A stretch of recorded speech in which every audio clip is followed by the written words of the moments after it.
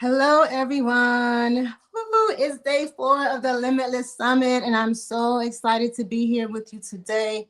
Again, we have some amazing guests to come share their stories, speak words of wisdom, and spread the love and the joy. And today is going to be a little bit more special because I am going to actually, at the end, after all of our guests have spoken, I am going to read an excerpt from my book, Joy and Pain, which is set to be released October 31st, which I co-authored with Mildred Muhammad and about 12 other authors. And Mildred Muhammad is the ex-wife of the DC sniper. And if you guys don't know that this month marks the 20-year anniversary of the DC sniper attacks. And so the book is called In the Midst of Chaos, and it's stories of people who have overcome trauma, domestic violence, and abuse. So it's really, it's very impactful and a motivating book. And so today I'm a little bit nervous because this will be the first time that I will be sharing my story with everyone. So, look forward to that. But as you know, this week we are talking to amazing experts in different industries about how they were able to overcome their limiting beliefs, how they were able to overcome obstacles and challenges that got in their way, and how they are able to feel limitless, and then how you can also feel limitless as well, because we all know that we are our worst enemy and we are our only limitation, right? And so everyone deserves abundance, everyone deserves a peace of mind, and everyone deserves to love themselves and feel successful. And when you surround yourself with the right people, anything is possible. It makes everything so much easier. And when you have the best network around you, there's nothing you can't do. And we all know that you are who you hang around. Birds of a feather flock together, and so forth and so on. So you need to build your tribe and have that community, which is why I'm so excited that these superstars agreed to come and share their time, share their energy, share their love and wisdom with me. And I can't be more grateful than I am today. And the first guest I'm going to bring to you is someone that I on LinkedIn. LinkedIn. I always swear by LinkedIn, tell everyone to get on LinkedIn. And this rock star, she is a lady boss. She is a branding expert. She will build your personal brand. She will help you with your LinkedIn, build the strategy, give you your confidence so that you can change the world like she has done. And Miss Rachel B. Lee is a part of the LinkedIn Creator Program, and she is making waves and changing lives every freaking day. So thank you so much for being here. Rachel, how are you doing? Oh, thank you so much. I'm doing great. I'm very excited to chat with you today. I'm very excited for your book. That is incredible to hear that you're relaunching that. Thank you. I appreciate it. Yeah, it's a little nerve-wracking, but the time has come, and I have to share my story, and just being here, like I said, with people just like you, and it's just a testament to who I'm becoming and how things are unfolding. And you know that success does not happen overnight. And so before we get into your journey and your success story, please, please, please tell everyone who you are and what you do. Absolutely. Well, I am the branding lady boss, but I have to say it took me a while to identify in that way and to really own my superpowers and my skills and really own the gift that I have and my mission to serve. My mission to help other people own their voice, other people own their story and bring that to life so that they can make the impact. And that is really what I'm doing today. My journey, though, is one as a true marketer. I've always been a business marketer. I have 2 degrees. I have my undergraduate from the University of Wisconsin-Madison. I got my MBA here. I live in Austin, Texas, at the University of Texas McCombs School of Business. So I like to say, I have a pretty traditional, in some ways, disciplined marketing background, but also highly creative because I spent time at a marketing agency called Walton Isaacson, did a lot of multicultural marketing. That's what they specialize in, and my mentors are still there. So I was working with Axe and working on Clear Ultra Shea, a specific black hair care line for women, 18 to 24-year-old men, like kind of a diverse range of audiences, Jan, which really allowed me to understand people. You Right. know, because being a great brander, being a great marketer, being a great business owner is about understanding people. And that knowledge was really helpful after the MBA when I started at Microsoft. So I was at Microsoft for a few years, and then I was at Gartner, and I shifted really into more B2B marketing and really thinking about software and technology and how do we take products and serve it into other businesses. So a different perspective, but it's always been about the people to me, right? At the end of the day, we're each humans having this sort of crazy experience in a sort of speck of time, Yes. and as I was working, for other companies, really had great potential to rise in corporate. If I wanted to get up into an executive level, it would take a while, but I was on that trajectory. And for me, I felt that little like tickle in the stomach where there was a knowing that there's something greater for me, that I always felt that entrepreneurial spirit inside where I could just spread my wings and share my voice in a much greater way without having the handcuffs of being inside of another company. And I was part of the Great Resignation last year. I decided to take the leap and join forces with my husband, Joshua B. Lee, and the company he founded, Standout Authority.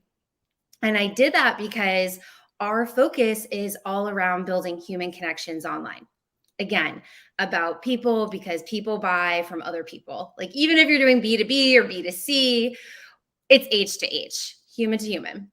And so now our company works with high powered executives and individuals who have something to say to this world, heart centered, conscious leaders. And we help them craft that story, that narrative, and bring it to life on the best platform out there, the most professional platform out there, LinkedIn. I love that plug at the end. I love it. And so let me ask you this because I didn't know. So the Standout Authority is fairly new. Well, Josh actually founded it in 2014, but he had multiple companies Okay. at the time. It really became his focus more about 2018. And I was sort of helping him on the sidelines. And then came in, over a year ago, and we've really changed and expanded the agency services and the training that we do and have even more stuff to come. So it's been around, but what we're doing today is a little different than what it was a few years ago. Okay. And you transitioned from the corporate world to being a creative and a co-founder of a company and a businesswoman. How was that transition and was that scary for you? Oh my gosh, it was so scary. I these journeys, these transformational moments, every single person has different moments in our life where, and they'll have many moments where you take a turn and it's like a new path is there because your heart is awakening to something, but that doesn't mean it's an easy journey to get there. There were many moments while I was in corporate and just not feeling passionate about what I'm doing, knowing that this isn't ultimately what's for me, but having to be patient and persevered and get the learnings, really have this idea of let's be learning. And when the time is right, it will happen. And, Dion, for me, I worked with a transformational coach. I did quite a bit of work. I continue to do lots of therapy. It took me about a year to really say like, okay, shit, like I'm going to leave corporate. And like that moment still is scary, and a year later, it's just starting to feel like I'm getting my sort of grips on this life of being a business owner and having creative abilities, what's very different. And so I put a post like this out there, like every next chapter of your life requires a different version of you. It's like, Agreed. if you want to be limitless Yes. and you want to be on the stages, you're not going to be there by doing the same things that you were doing yesterday. Right. So, Totally so agree. yeah, major transformational journey. That was well said. And like you said, if you want to be limitless, you have to do something different if you're not limitless right now, or if you're not where you want to be. And you mentioned being not necessarily afraid, but just, I guess, maybe nervous about the transition. Now, mentally, how was that for you? And what advice can you give someone else who is thinking about it, but they're kind of nervous about doing it? It's really not a job to be done alone. Like, I don't think anything in life is to be done alone. We're innately human beings, and connection is so important. We're energetically connected, at such a high level. For me, it was so important. I had my husband, who's a 20 plus year, like, entrepreneur, like the ultimate kind of entrepreneur. And his encouragement was very important. But also, we're husband and wife team. I have two stepchildren, working on, my own. And there's a thoughtful approach, right? Where, this idea of like, F it, I'm just going to quit and, go for it. That's great. And it's nice on the Instagram reels and all those posts, just go for it. And it's like, in actuality, and especially as women, we're very different than men in the way in which we think and the ways that we're going to feel comfortable and confident. For me, having the support, having a life design coach, I work with Julie Reeser for a while. She's amazing. And having the sort of plan that, like, this is something I'm working towards. It could take 6 months. It could take a year. And I started to bring in the things that drove my energy into my everyday while I was working and getting paid and getting great health insurance. So that, for me, was really important in that transition. And I think for any person that's looking to make any sort of career shift, it's something to be thoughtful about, and to have really great support in your life. And I know that's something that you support many people with as well. Yes, definitely, because your support system can make or break how you feel about yourself and what you're doing. And if you don't have the right people saying, yes, you can do it, I encourage you, I'm going to lift you up, what help do you need? It can get overwhelming. And like you said, sometimes you may want to quit or just say, you know what, maybe this is not for me, I can't do it. But you need that team. LeBron James can't even win a championship by himself. Okay. So we all need a team. And one thing I want to ask, Rachel, is I think that people, if I'm on the outside looking and I'm watching you on social media and I see, okay, you have a husband and a family, and you have this career and you're well educated and you have all of these things. She probably never goes through anything. Her life is probably perfect. Um, what would you say to them? Like, have you experienced any obstacles or, life challenges that you had to overcome? I mean, every day, right? It's, we kind of think about, there's like these big traumas, capital T, which sounds like your book is, going to dive into some of these major traumas.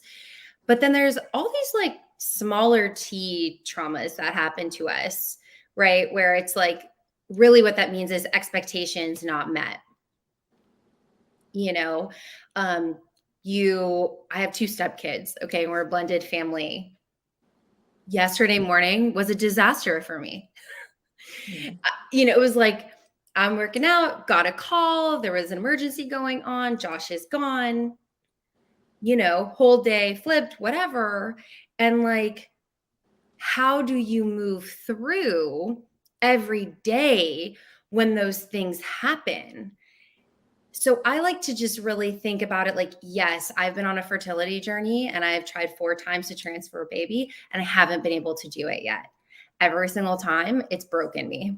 And I've had to continue to fall hard and get back up, Yeah. right? I've been rejected from more jobs than I've gotten, right? Way more. Right. I mean, all of us having like everybody's experiencing these things. Plus, in addition, it's been freaking crazy last few years. Mm. Mm-hmm. We're like having this really crazy global experience that to me, it's like, it's so important that we lean into the practices, therapy, medicine, if that is what you need, like the mental health, meditation, taking walks, eating, sleeping. Those are the things that for me get me through every day because I might get triggered by something every day. Yeah. You know, it's just that, especially when you're building a business, you're an entrepreneur. It's like, we've lost clients. It's like, oh, we launch a program, it fails. You're like, well, that was, Yeah. you Yeah. know, so it happens all the time. Okay. And thank you for sharing that with me. And I'm sorry to hear about, the troubles you're having conceiving. And I know mentally that can be a lot. But the fact that you show up every day on LinkedIn with a smile on your face, you present well, you are still helping people, you're still, like, giving that good energy. And like I said, if someone looking, they would never know. So the fact that you're sharing that right now, I thank you for that because it's not easy to talk about. Yeah. When you're going through something, you think that your audience or your followers want to see just all of the greatness that you are. But I recently learned that the vulnerability helps them connect as well, which is why I'm getting used to sharing my story. So if there's anything that I can help you with, we could talk offline. We could talk a little bit more. But when you talked about meditation, you talked about working out, eating, I guess I'm assuming eating right. I don't know. Or maybe As eating we when you're, yeah, maybe eating a cake or two when you're not feeling so well. I don't know, it's just like, happens totally. yeah, right.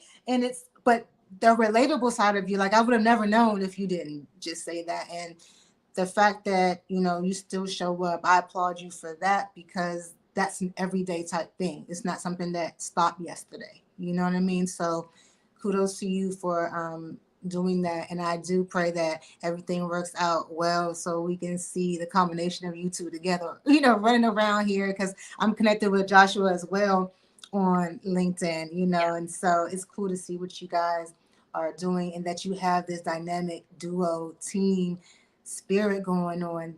That is super cool, and let me ask you this because when you work with someone that you live with, can it be can it be a bit much, or how do you juggle that and navigate through that? Girl, I mean, we need a glass of wine, we need a whole day, like we need all of that, right? Like yes, like it's hard and it's magical. Yeah. It's like the duality of life. This actually that I have next to me, got this in Sedona. And what it is the masculine and feminine. And we're each masculine and feminine. And so I hold this really dear. And actually, Josh, when he's on camera, you'll see like he has a king and queen. And so it's really about the flow of it and feeling into that, which I'll be 35 this year. And I've been discovering how much masculine energy I hold. And this is very common for so many of us high achieving women that, let's be honest, like we've only had rights for so long and been in the workforce for so long, and we still are not getting paid the same, not the same investment. Like, I'm not going to go into all of those things, but like that ethos that we've grown up in has really made me embody a pretty masculine energy. And a masculine energy is not a bad thing. Right. Yes. Because it's the power to create, it's the power to move through, right? Yes. But living in that all the time and then working with my husband, that creates, tension. And so for us, and even though we work together, any person that listens and has a partner, and even if they're the same sex, right? Right.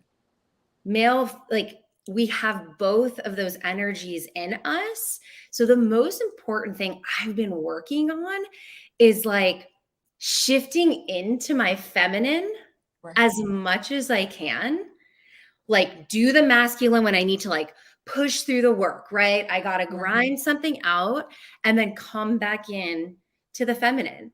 Like Yeah. today, I'm wearing a dress for this interview. Sometimes I don't do that. I have my desk up. I put my heels on because I'm going to a luncheon after this. And like finding these ways to be more feminine, because that brings in the creative. So as a creator, which Yeah. we both are, Yeah. it's so hard to create copy, to come up with ideas, to be vulnerable, to be authentic, to create more, to be limitless Right. when we're not in that creative energy and just like go, go, go, do. I got to do this. I should do this, which is pretty much how a lot of us overachieving women run. Yeah. And we've been taught that, no fault, but by the women before us. Mm-hmm. And because every generation of women has had to fucking work Yeah. And fight hard and to be heard, to yeah. be at the table. And we're still like, hear me, hear me. Mm-hmm. So, when working with Josh, it's like I said, this magic and this challenge, because we both are finding our energies. But it's so cool to be in it together on every single level with my partner, from the children to enjoying life to the business. We really know what's happening versus I would go to my job. He has no idea what's really happening there. Right. He's going through this, and it's like we try to explain, but it's kind of, you have this two different worlds, and we really understand what's happening with each other now. That's amazing. And to have, a partner at home and a partner at work, and you guys have that synergy, but even just the understanding that, okay, our energies are this way, and this is how we communicate, and this is how we get through this. That is the most important part, because like you said, everyone's going to go through stuff, and it's not always going to be peaches and cream, but we know that we can work through it at the end of the day. We are together, we are in this, we are a team, and that's how it is. And that is amazing. And you're giving a positive influence to the children, and for anyone who is watching you guys on your journey. Because I see you guys on LinkedIn, I'm like, oh, look at them, they're so cute.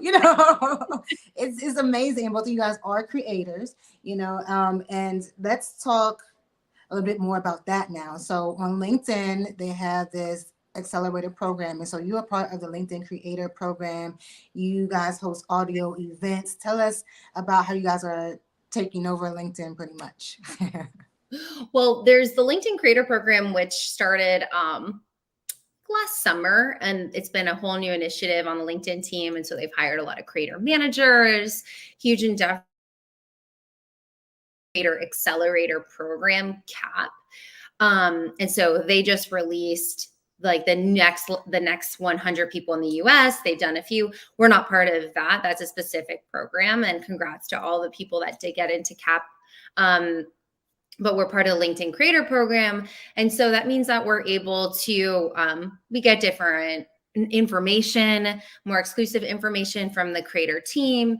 We are getting access to new tools that come out in the beta, things that they're beta testing, like when audio released at the beginning of this year, there was just a few hundred of us that had access to it for a few months.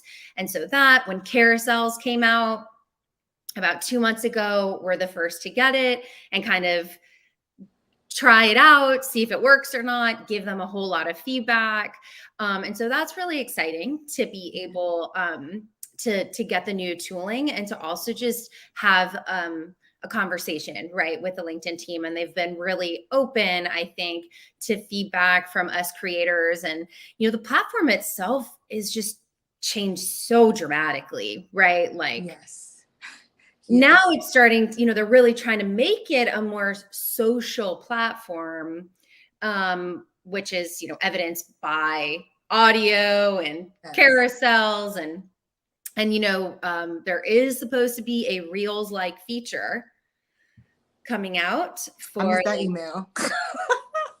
so that's kind of like insider, it's a Yeah. rumor, but this is what we've been hearing for a while, and we're They all need it though. I would love that one.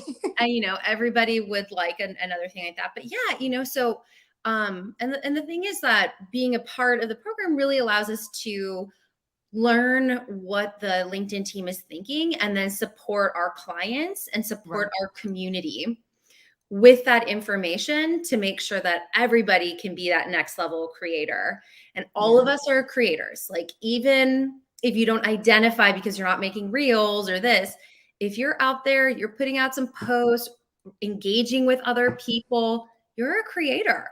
And the more we own that, even if it doesn't feel very natural, the Yeah. better. Because in the world we live in today, post-ish COVID, I say, because we're still kind of COVID, Right. but remote work, everything online, moving into a Web3, if you are not thinking about your personal brand and how you're showing up online and being active, you're really mistaking yourself. Yeah.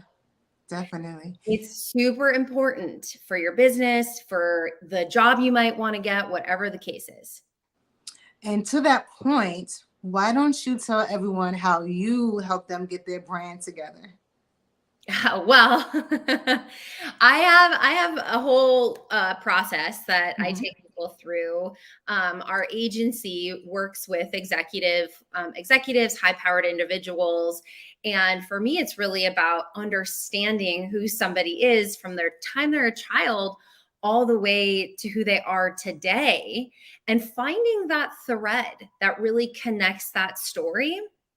And then, which is, I start with, what are your skills? Who is your audience? What's your differentiation? And what is your passion? Those are 4 key elements of building a personal brand. And then we take that information to really formulate your content strategy, your LinkedIn profile. What does that look like? How is it showing up in the search algorithm, right? What keywords, what messaging are you using?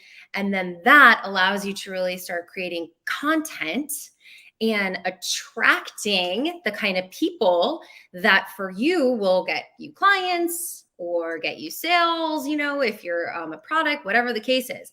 So that is what we teach in our training with our community. And then we also do that for our clients.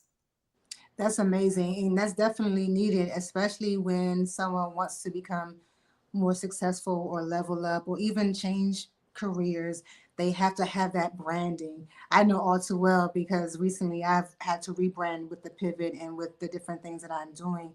And the presence that you have definitely will determine who you attract, right? And the fact that you help people with that, that means people are getting their brand together. That means they are getting more clients, they are getting more money. So if they want these things, they need to contact you. So if they need to contact you, how can they reach you? Well, go to my LinkedIn profile or go to whatever profile you're watching this on. Say hello. You can go to standoutauthority.com. You can say contact me through there. But I'm super active on LinkedIn. I love getting new invitations. I love connecting through that. So the best way is really to reach out to me, send me a message, go to standoutauthority.com to find out more information. And I'm excited to connect with anybody. That's amazing. Yeah, because that's what it's about is, just connecting, building that community.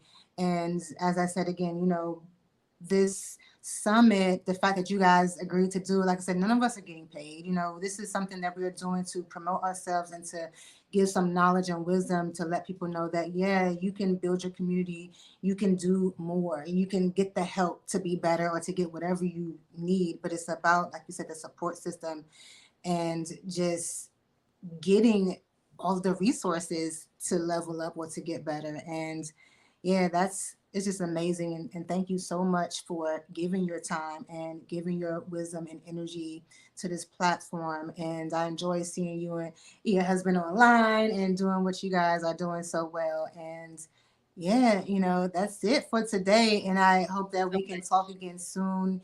You are an absolute pleasure. thank you so much. And I want you to enjoy the rest of your day and the rest of your week, Miss Rachel B. Lee. You too. Thank you so much. Thank you. All right, guys. So our first interview has been done, and it was an amazing one. So we have a couple of more interviews coming up, and I'm just so excited for you guys to hear all that is to come. And we are streaming live on LinkedIn, YouTube, and Facebook. So if you are there, just drop comments. You guys can do whatever, just so I know that you were there. I saw Miss Erin Alexander said something. I didn't even know anyone was watching. So if you're there and you like something, just go ahead and feel free to send a message. Let us know you're listening. If you agree, if you disagree, whatever the case is, okay? And so we're going to move right along today. The next guest that I have was actually here 2 days ago, and he's coming back to give us part two of the interview because we didn't get into everything that he does, and he has a plethora of experiences and expertise. And I want to welcome back Mr. Walter Maxfield Jones. Hey. Hey. Thank you for having me back. Oh, thanks for coming back. It wasn't done. So I don't like having unfinished business. So we had to come back again so we could finish telling the story of everything and get to know a little bit more about you. And Yep. before we go into, the whole interview of it all, for those of you for those of the people who are watching that missed our interview the other day, I want you to please reintroduce yourself. Walter Maxfield Jones. I am an entrepreneur, producer, boxing coach, all things what Walt can do. but basically those are my main things: entrepreneur, boxing coach, actor, producer, entertainment professional, Yeah. television personality, whatever you want to call it. Yeah, you're being kind of modest now. So I'm being whatever modest. you okay. So where can they see you then? So if you're an actor, what have you acted on? Where can we see you if we're looking for I've you? done I don't know how many films, over 10 films, over 15 plays. You can find, I have a movie on Amazon Prime, Torn. It's called Torn. It's on Amazon Prime. Go stream it. I did that about 10 years ago. So for it to be on Amazon Prime now is pretty cool. I was like, okay, it's an old movie, but it's on there.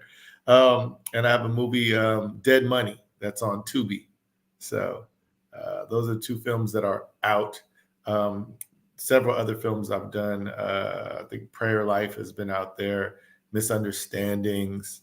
Wow, I can't even name all of them. There's a lot. There's a few of Yeah, them. so we can just find you on IMDb, and then all of your Yeah, stuff can pop yeah, up, you can right? find me on IMDb. Yes, and I was on first couple of seasons of Anacostia, which is a Emmy-nominated web series. So I've been out there a little bit. So Yeah, and I other heard than you played a that, villain on that show, played right? a villain. Yes, played a mean guy. Yeah. So I don't want to spoil it because you said the first couple of seasons. So I don't know if you got killed off or if they just removed No. you. So. I can't give you everything. But that's what I So said. I don't want to yeah, ruin it, but it yeah. says that you're not going to be there for the whole thing. So I guess we No, have to find out what but, happens to but, your. but, but there's some surprises that even happen at. I can't tell you. I can't. You gotta go Don't check it spoil the out. surprises. Don't spoil the surprises. And today, before we get into what you do with the youth with the boxing, I want to still continue our conversation from the other day because we left Okay. off. We were going to talk about your most. I don't know if it's your most recent, but kind of recent. You were on on the Yes, OWN network, and yes. you were on Ready to Love Ready to DC. love DC. Yes. Now, for those people who are like myself, Oh, you froze for a second. I don't know if that's my internet or yours.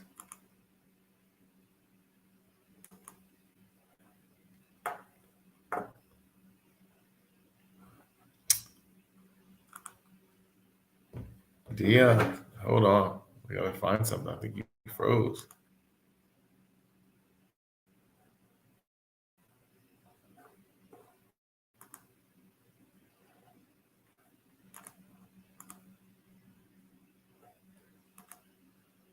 We're frozen.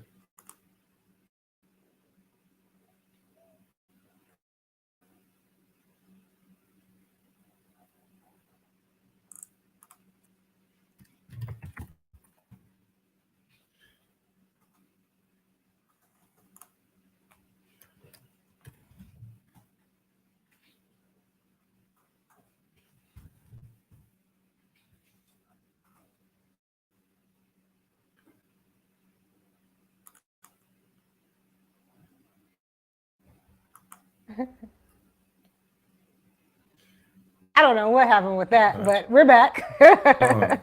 Technology. All right, can you hear me? And can you see me? okay, I can hear you. Because I'm I can see moving. you. All right. Okay, we're good to go. I can hardly hear Yeah, I you can. All though. right, I see you. I see you. It's your Yeah. volume. Can you hear me? I can Hmm. hardly hear you. I can hear you. Volume, everything is up. Let me see if there's anything else I can do to make it better. I don't know. It's still kind of Let me low. just turn my volume all the way up. Still kind of low. Ugh, Yeah, I mean it's still kind of I'm low, but I not can sure. kind of hear you. Okay. Yeah, I Sorry don't know about what that. happened. Yeah, I'm turning my volume all the way up just to make sure, but yeah, I can hardly hear you now. Oh, let's see. Is that better? Did that So, change any? do you want to try to? I can try to refresh it real quick and see what if that does any. Yeah, because I can't hear you, but I want to make sure that I don't know who's listening. I want to make sure everyone can hear what Walter is saying. So excuse us for the technical difficulties. We cannot control that, unfortunately. Let's see.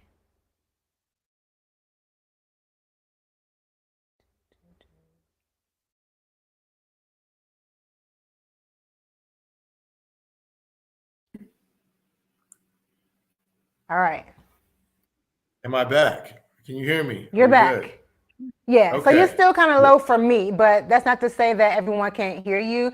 I Okay. just how can you hear me clearly? And I can hear you clearly. Absolutely. okay, so You're I loud can and kind clear. of hear you, but it's just low on my end. So hopefully that won't be an issue. I don't know if we can just put captions on like later and Okay. everything. So let's keep on going. Let's keep it moving. So we're winding it back. So we're bringing it back and talking about Bring it we're back. talking about you being on Ready to Love DC. Yes. And I am pretty sure people would like to know more about that. Like, how did you, number one, get on the show? But then Mhm. once you were on the show, did you like the process and how did it end? Oh, they can hear you loud and clear. Great. So I just can't hear you. You're just low on my end. So that So, answers that. Thanks, Aaron.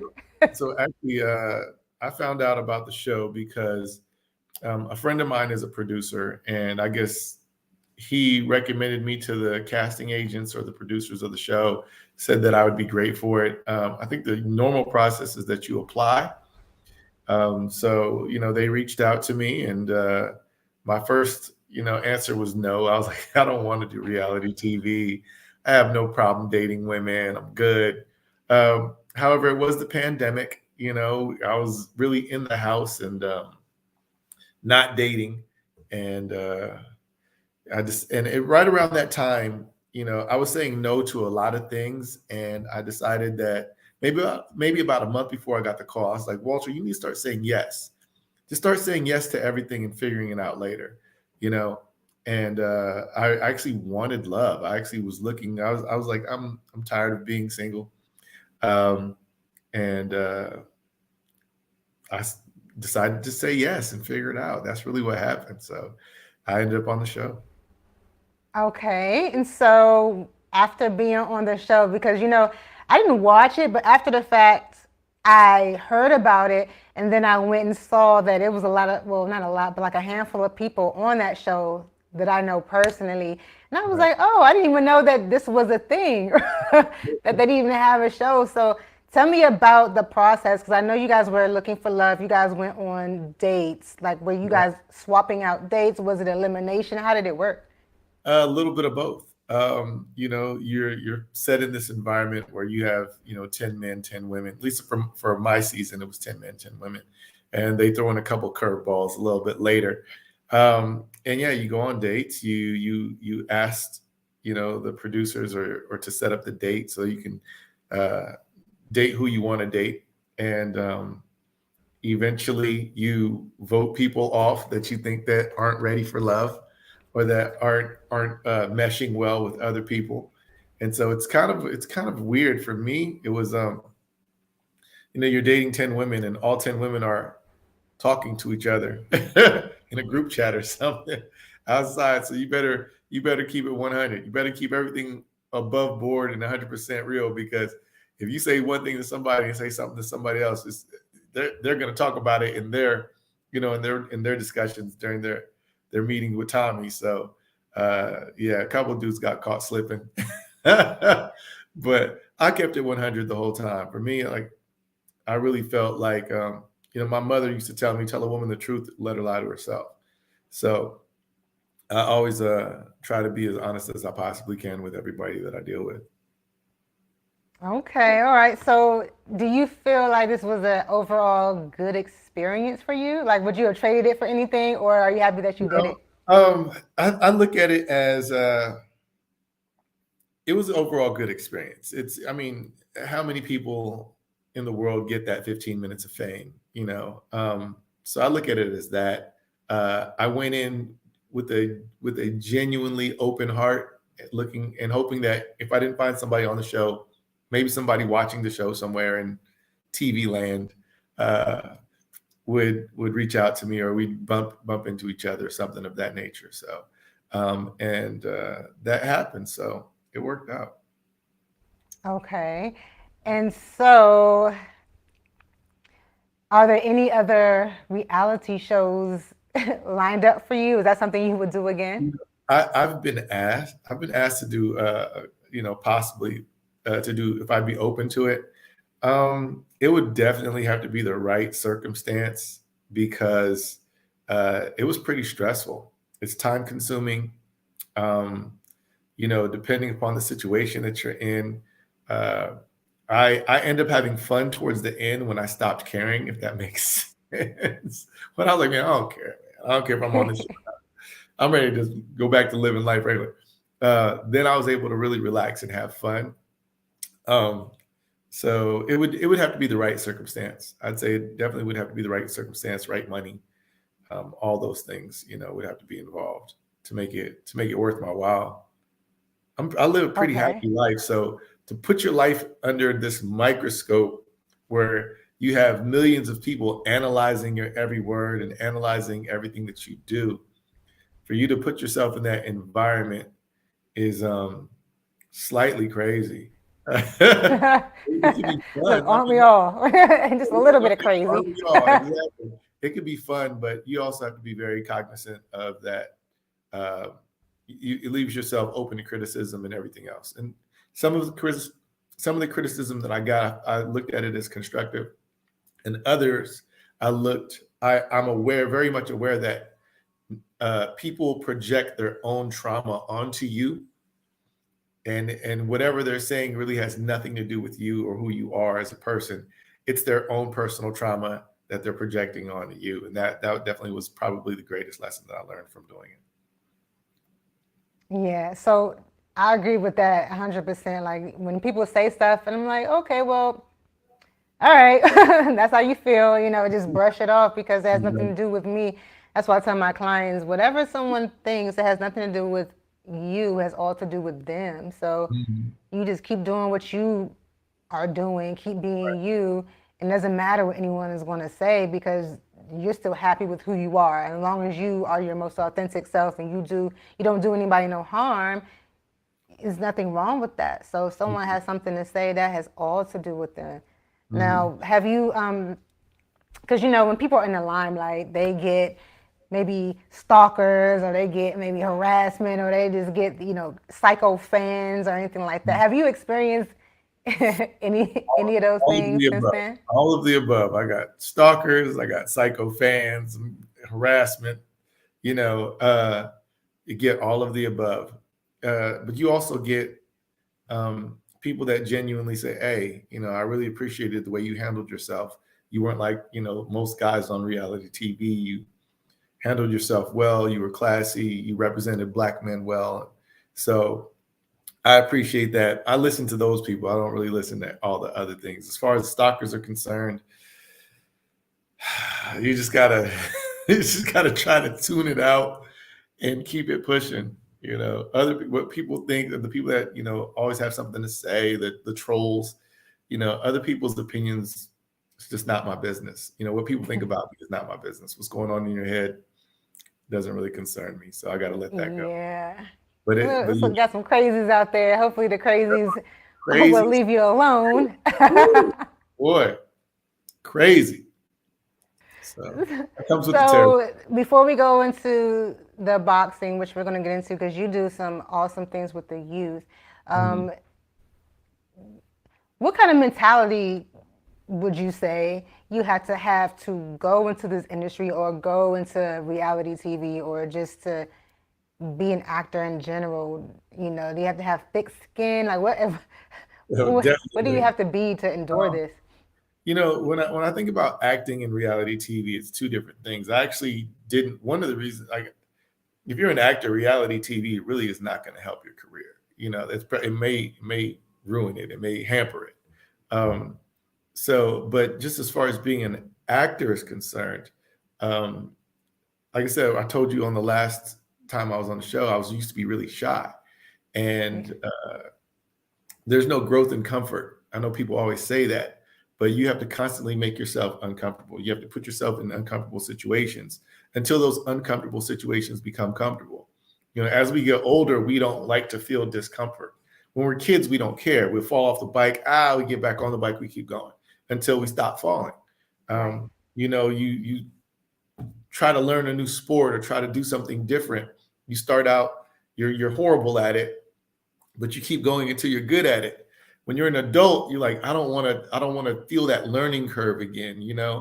But if you're not growing, you're dying. So it's very important for you to continue to flex those muscles where you're overcoming things, where you start off sucking and then you excel at it. You keep going until you're better at it. That learning curve keeps that self-coaching in your head, that muscle going, like, push, do it again, don't quit, don't give up. And that's all a part of, like, mental health and things that will help you uh, in business or in life or in your relationships. Like, all right, write that extra email, wake up early, get whatever you need done, listen. I'm constantly putting myself in places where I'm uncomfortable. So as far as reality TV was concerned, when I got the opportunity, I was in that space where I was comfortable and I didn't want to be uncomfortable, and I had to remind myself, like, all right, well, this could go horribly wrong or it could go great. And let's think about the possibility of greatness. Don't talk yourself out of greatness. A lot of times we do that. I'm not smart enough. I'm not good looking enough. I'm not rich enough, as opposed to, I'm smarter than that guy. I may not be the best looking dude, but I'm all right, or I don't have enough money, but may not have a lot of money, but I can exchange what I do know. You can always barter, you know.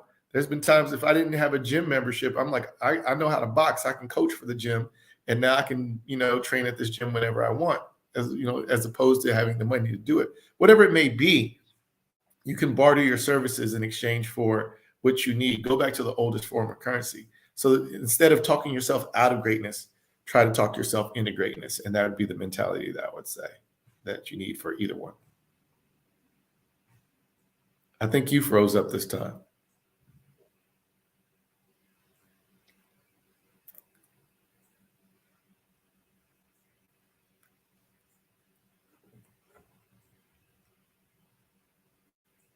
Hello?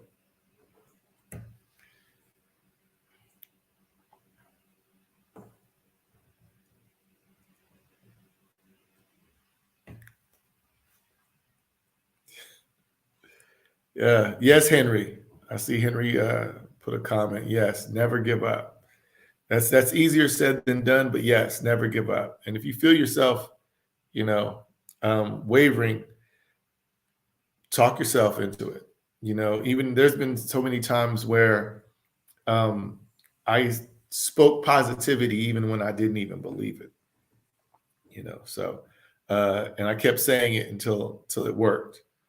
Um, as far as like not giving up, there was a time where I snowboarded and I tore my shoulder off snowboarding, and a couple orthopedic surgeons told me that I would never be athletic again. I wouldn't be able to box anymore. I wouldn't even be able to get a can of soup off the top shelf. And luckily, I found a great surgeon, and that was willing to take a chance on my shoulder. And for months, it didn't work. For months, I didn't know if I was going to ever recover. And I just remember rubbing my shoulder, going, bigger, bigger, stronger, faster, better, bigger, faster, stronger, better, even when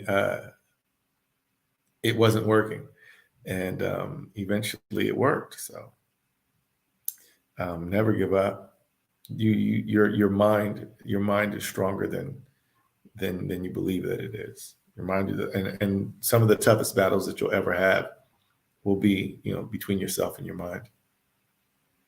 I don't know what happened to Dion. Dion, where are you? Do I need to reboot?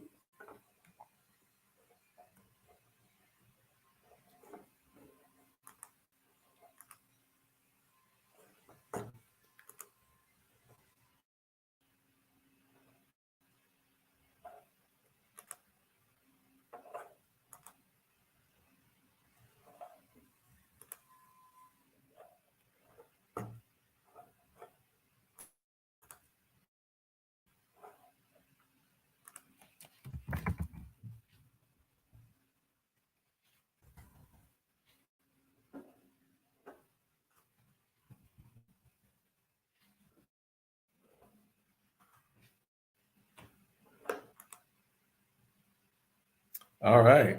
Well, if you are tuned in, I hope that you are. I don't know what happened to Dion, but if you have any questions, please drop them in the comments. I'll try to cover until Dion comes back. And I think I see her loading back up now. Yep, and There I she am is. back. I am back. I just started rambling for a while. I was like, you know what? I'm just I gonna know. I'm ramble. like, it's been, I don't know what's going on. Technology is crazy. I don't know if it's the rain. Like I got dial up or something like that. I have no clue. I have no clue what's happening. But I am back. Am I moving? Can you guys see me? Yeah, I can see you. You're moving. You're good. I have no clue what is going on, all the shenanigans that is happening right now. But what can you do? We are live and technical shit happens sometimes. I have no Yes, clue it does. why. Maybe it's the rain over here, but please forgive me, guys. When we edit it, it's not going to be too much of a problem. So hopefully we can rewind that back, and I'm so sorry for that. So let me go back to ask about you.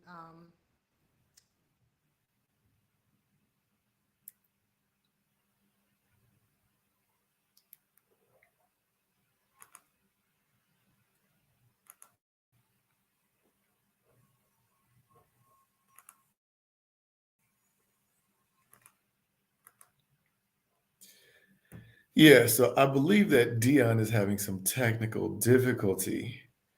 So it looks like she's.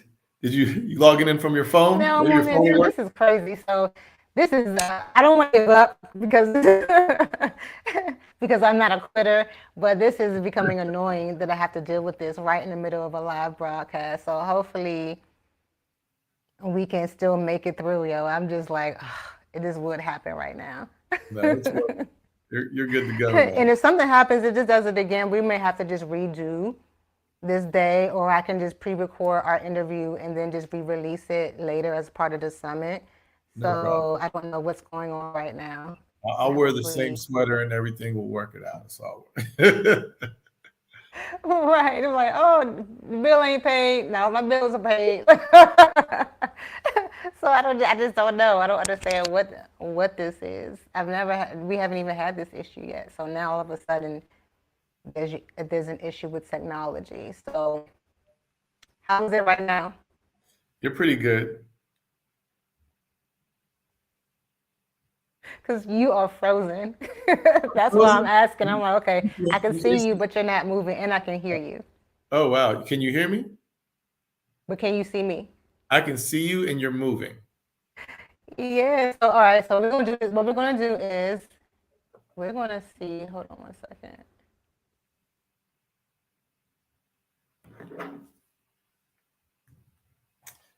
Maybe next time I'll try to do it from my phone.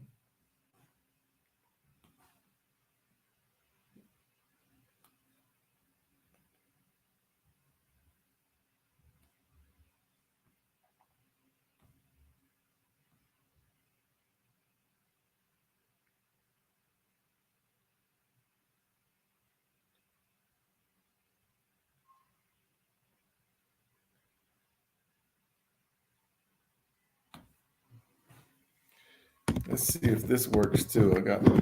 See if I can hook my phone up. So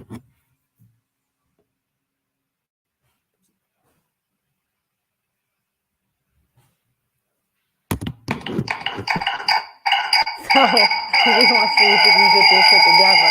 Because other than that, we're gonna have to repost, redo this or do the interviews and then replay those later, which I do not want to do. But Okay. as you can see, Xfinity is not my friend today. Right. Let me see if I can. Unfortunately. So I don't know how we're gonna get past this or fix this. Okay. Yeah. Is that better? Can you see me? Am I moving? If not, then I could try to do it from my phone. I just had my phone up. Yeah, but no, it's definitely on my end. So it's something to do. I did get a message from StreamYard. They said it could be on their end. So I don't know if it's Oh, StreamYard or if it's the internet okay. right now.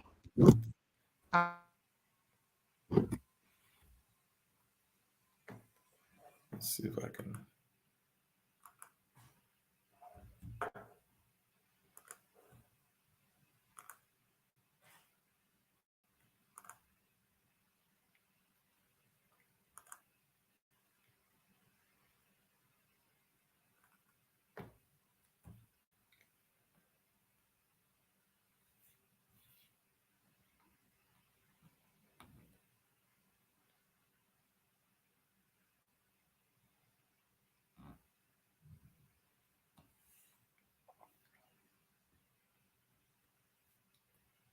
See if I can do something here.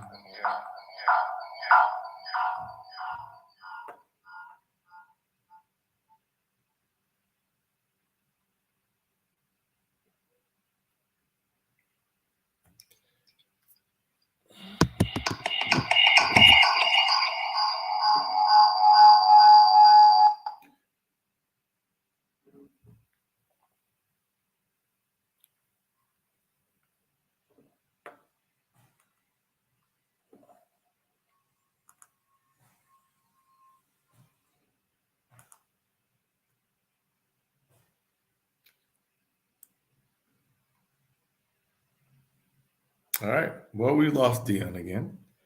And hopefully we have to redo this again some other time. I don't know how many people are tuned in or how many people are in the comments.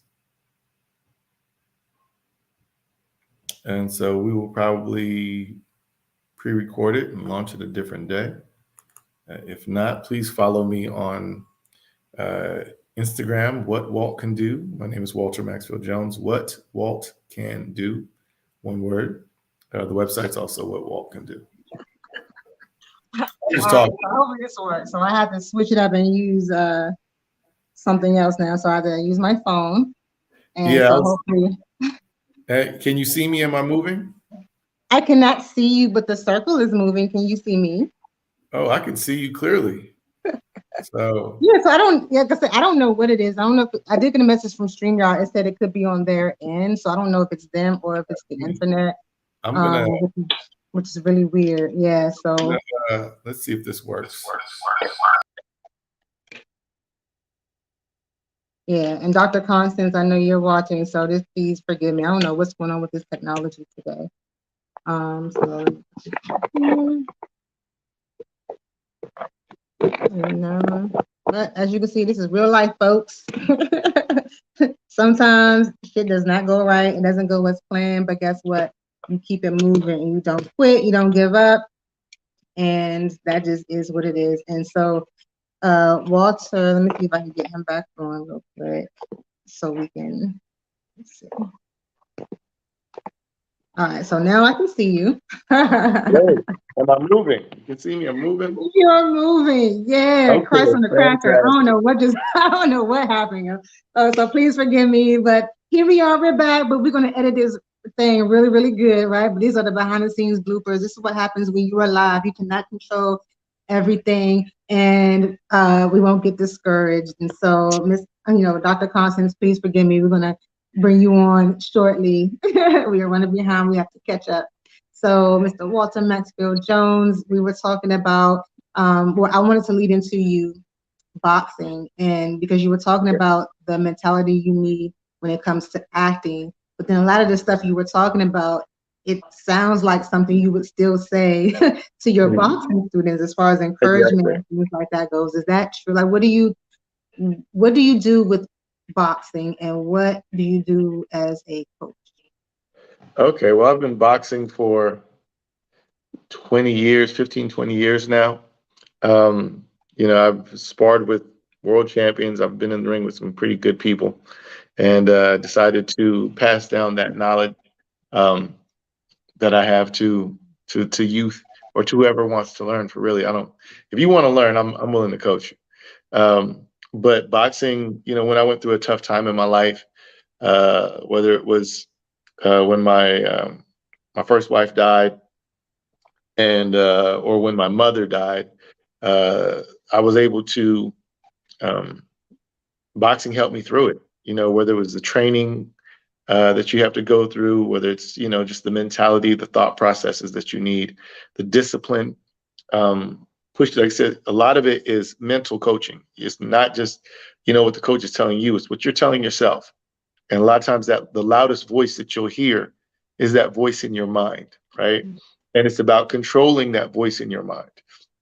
So, um, so when I speak about a lot of things about life, I can relate them to boxing or the lessons that I've learned in the gym, and how do I apply them to daily life. Okay, and are most of your clients like youth or teenagers, or is any age? No, any age. I have from probably 10 to 14 years old, all the way up to 55. Everybody. I feel like as a man, you should know how to defend yourself. You should know something. I don't care if it's boxing, martial arts, MMA. You should know something. If you're ever, I'd rather be a warrior in a garden than a gardener in a war. You know, so there's that. But like I said, with what you learn in the gym, there's you can apply it to all aspects of your life. Whether it's uh, like I said, whether it's the mental coaching where you're telling yourself, get up in the morning, run those miles, all those things that you need to do. Also, the same like Prozac or whatever antidepressants that they give you, that's a synthetic version of what your body naturally makes.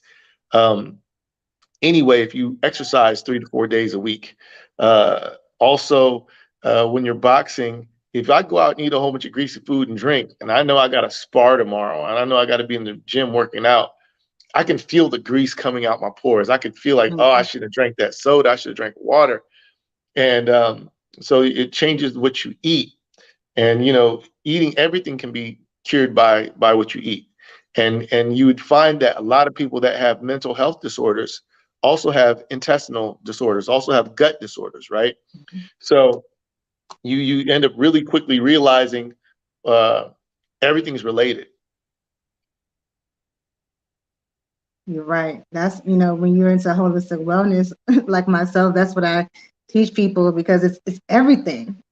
Not Mm-hmm. one thing affects the other, no matter what it is, whether it's just a little bit or something that's really noticeable, and then once you have that understanding, then you are able to rectify more areas of your life. But it's not just a one-sided deal. You have to work on the whole. Hmm. And I Exactly. love that you teach that, because boxing is a great way to get in shape. But like you said, it's for to be able to defend yourself, but even to be more healthy. You Hmm. know, the health aspect of it. And so that is a good thing. And then especially if you're teaching, 10-year-olds and young Right. men, you're teaching them not only to defend themselves, but how to do it properly, not to be, I'm assuming not to be a bully. You just use it for defense. You use it Yeah, when you need it. most boxers are the nicest guys. When you know what you're capable of, you Yeah. don't want to do that to somebody. Like, man, you instead of wanting to fight, when you first learn, you might want to fight because you want to see if it works. But once you get good, you're kind of like, if somebody approaches you and wants to fight, you kind of look at them like, don't make me do this to you. Like, it's not going to be fair. You Right. know, you'd rather Mhm. walk away from it. And it's not that you're walking away because you're scared. You know that you're walking away because you're being merciful. Right. You know, you're walking away Mhm. because you're like, I don't. You start to feel sorry for the person. You understand that whatever it is that they're projecting has nothing to do with what they're saying, Yeah. what they're actually saying. It's some insecurity that's going on in them, and they're projecting it towards you. And like I said, I teach all that comes with confidence. You know, when you're not as confident and somebody's challenging you in that way, you're not going to look past what they're saying. You know, you're just going to be like, oh, you're challenging me. I'm going to challenge you back. I'm not going to back down. I'm not a punk. But Right. but with the more confidence that you gain, with the more that you understand yourself, the more you understand yourself, you understand people as well. You Yeah. know, and and like I said, there's so many, which is why most boxers are usually really nice guys.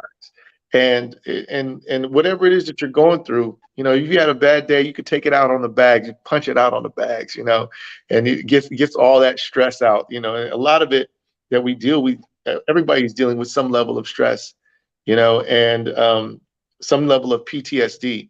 You know, as a Yeah. black man in America, there's no way that you don't have PTSD. You have PTSD from watching Walking down the people street, die probably. on television every day. Yeah. You're watching the police shoot somebody that looks like your brother or your relative on television. You know that you're Yeah. constantly being bombarded with these images. Not to mention everything else that you're dealing with on a daily basis every time you leave your house. So I think so. I'm not saying therapy, or I'm not saying that medication. Some people do need medication. Yeah. However, some of it can be resolved with good diet, exercise. Get a therapist. You go to a doctor to get your physical health checked. Go to a therapist. Get your mental health checked. You know, there's nothing wrong with that. And there's always been this stigma against in our society against going to get therapy, but go get it. Yeah. We all need it. Everybody's messed up, you know. So to Yeah. some degree, everybody's messed up. That doesn't mean that you got to be in. People think that, oh, once you're in therapy forever. That's not true.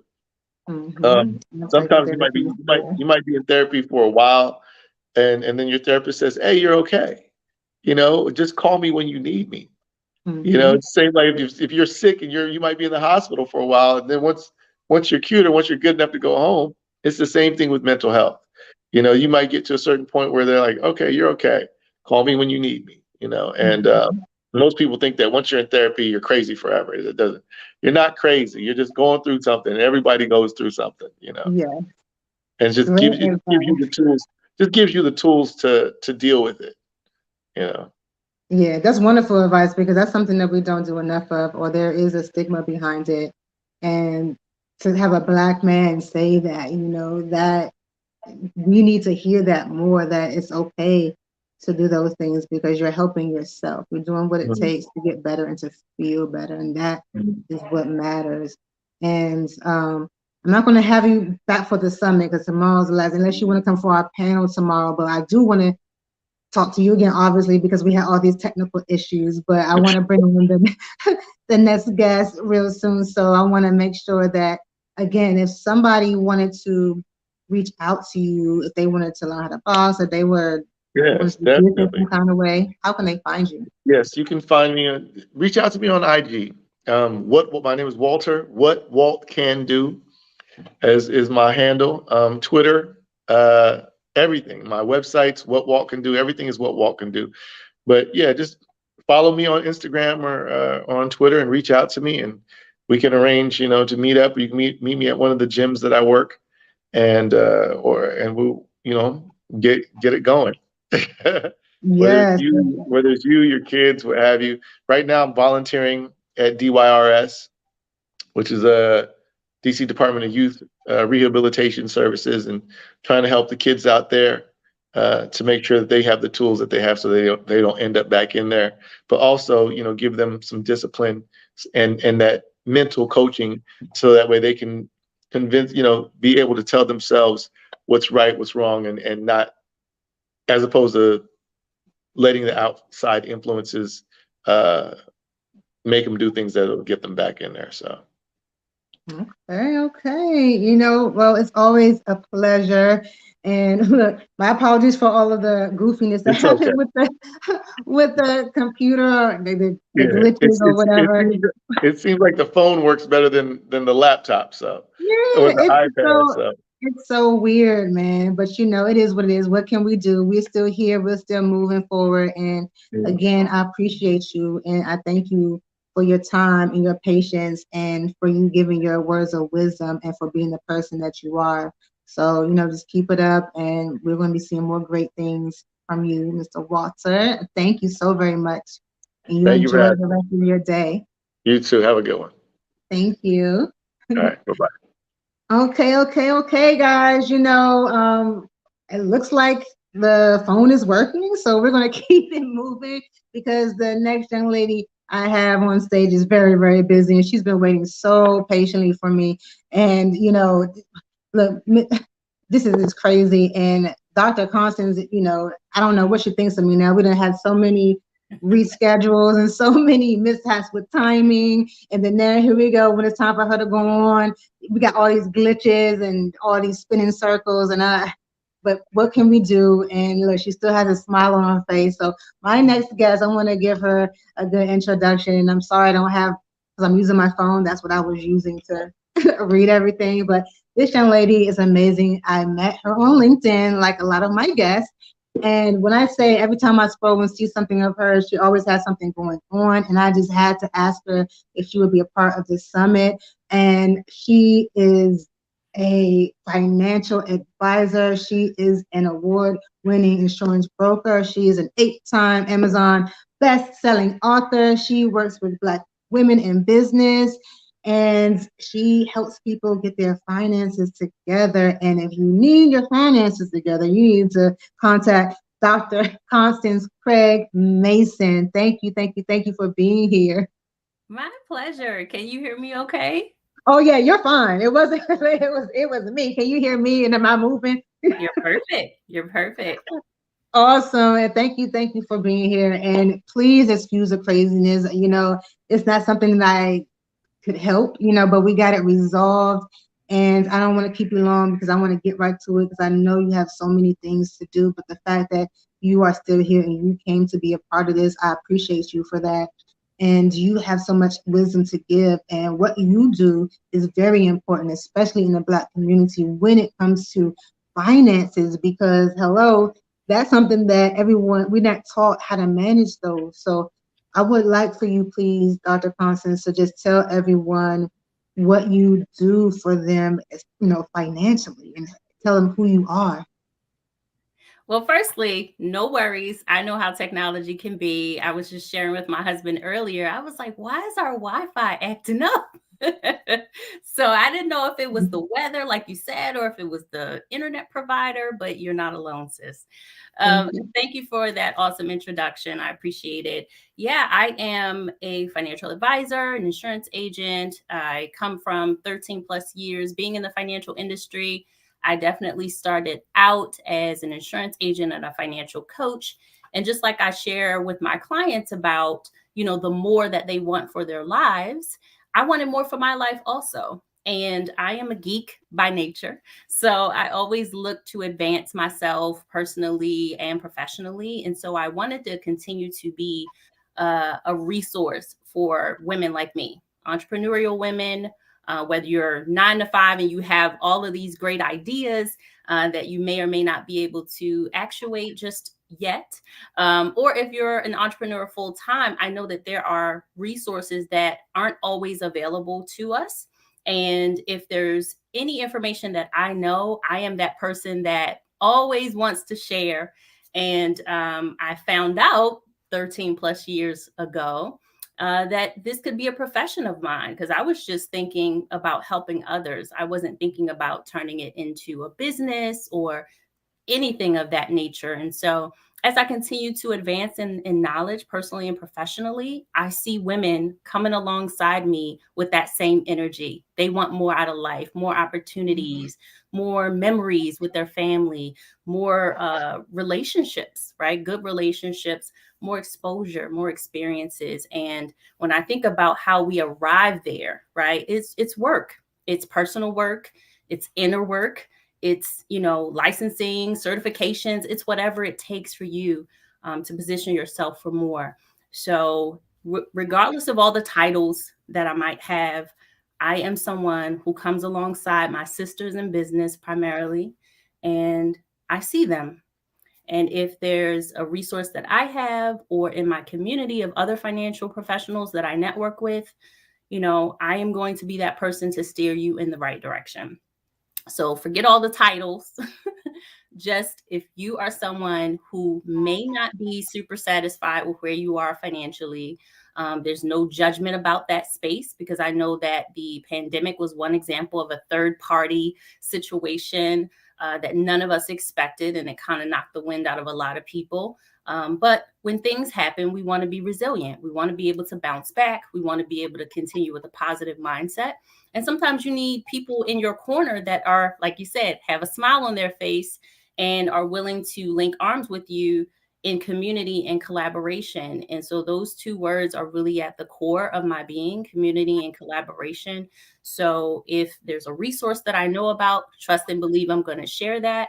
I definitely use my social media as a way to get information out, whether it's about financial concepts or whether it's about opportunities to network, or events that would help enrich you. So that's what I do, and that's what I'm going to continue to do. I love it. I love it so much. And when you say, primarily my sisters in business, I love that too, because we need to help each other and work together more. Sometimes we don't often have those opportunities, or we don't go and seek other partnerships or collaborations with other women. And I feel like that's something that we need to ultimately start doing a lot more. And I want to ask you, what, if there is, the most common issue that you find that we have when we come to you? Shame. People have a lot of shame and emotions around money, because, money is not the end all be all for us on this earth. However, it is a major resource. And when you find that it's a little bit tight, or when something happens and it kind of shakes your confidence about how successful you can be as a family or as an entrepreneur, it does something to you, and a lot of people suffer in silence, and they think that because they're having a challenge, they can't afford help. And so, before I even got into this profession many years ago, I was that struggling single mom, growing up in the inner city of Baltimore, and I watched my family struggle as well. So there was no one showing me or giving me a roadmap to success, if there's such a thing. But I started Googling things that I didn't know. And once I Googled it, I would take my notes, I would apply what I could. And yes, if I had to pay money to go to a webinar, seminar, an event, I would go. I would gather a bunch of notes, and I would take my time, and I would implement things. And then once I started seeing that growth in myself, it built my confidence, and it allowed me to see that, like, I might not be where XYZ person is, but I'm a lot further than I used to be. And so I'm not looking to compare myself to anyone else. I'm just looking for progress. And that's the same mentality that I have with clients. Is I tell them, don't just be focused on a certain amount of savings or a certain rate of return. Be focused on the progress that you're making, because with that, you're going to always arrive to where it is you ultimately want to be. And while you're doing that, people are watching, right? Your children, your family, your sisters, your cousins, they're watching, and they'll see the work that you're putting into it. So success is not an overnight thing, but progress is daily. So I find that shame around what we don't know about money, shame around how we grew up, shame around mistakes that we make, emotional spending, just like emotional eating, it's a triggered response to something bigger. And oftentimes when that happens, people don't want to talk about it. But here I am saying, hey, sis, it's no worries. Share what it is that you need to share. And we just work from there. I love that. And that's deep about the shame part of it. But as you're speaking, I'm like, yeah, I can see that. That makes so much sense. And going back to what you said about growing up in Baltimore and seeing people around you struggle on your journey, right? Even if it's prior to the financial part of it, what hardships or obstacles have you had to endure and overcome? Plenty, plenty of challenges. I have co-authored about 11 books in 3 years. And I see it as I get to use my own voice unapologetically in a way where I'm leaving the breadcrumbs for my children's children to read about and find out about once I'm long gone. And each one of the chapters that I wrote in these books is a different version of my life. It's a different challenge that I went through, everything from having personal bankruptcies before, having issues in my marriage where I was not being as vocal about what I needed as I could have been.